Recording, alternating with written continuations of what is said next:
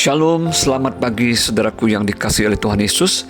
Kembali kita bersama-sama merenungkan firman Tuhan dengan judul Hidup di dalam Terang.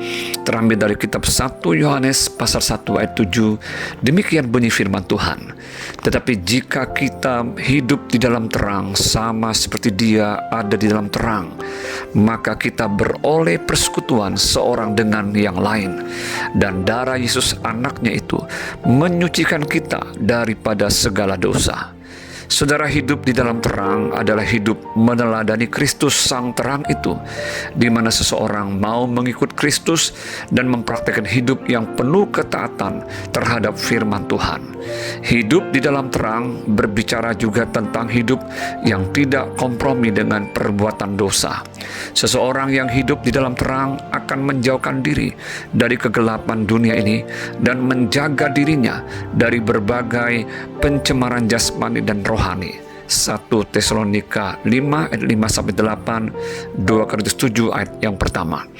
Dalam percakapan dengan Nikodemus, Tuhan Yesus menyatakan bahwa terang itu telah datang ke dalam dunia, tetapi manusia lebih menyukai kegelapan daripada terang, sebab perbuatan mereka jahat.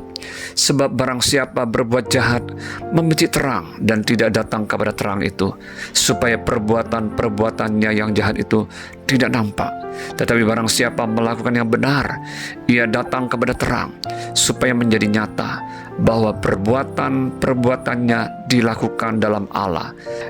Yohanes 3 ayat 19-21.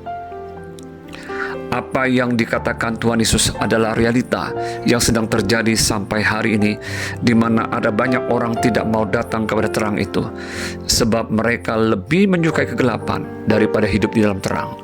Mereka tidak sadar bahwa hidup di dalam kegelapan pada akhirnya akan mengalami kebinasaan kekal. Sebagai orang percaya, marilah kita terus konsisten untuk hidup di dalam terang Kristus.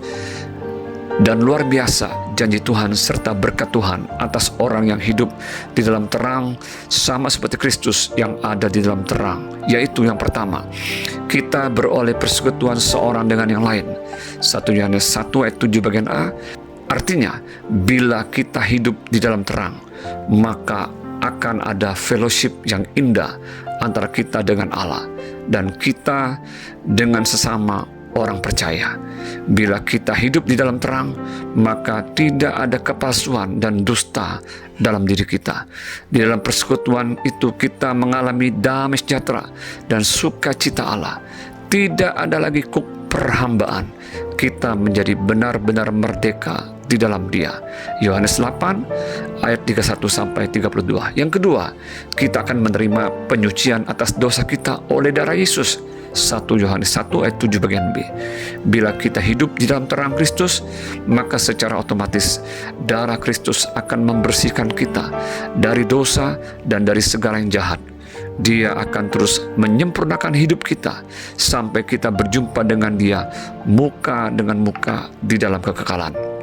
Melalui perenungan firman Tuhan pagi ini, marilah kita mau terus hidup di dalam terang Kristus, agar kita benar-benar beroleh persekutuan yang indah di dalam Dia, dan kita menerima pengampunan dosa dan penyucian oleh darah Yesus. Tuhan Yesus memberkati.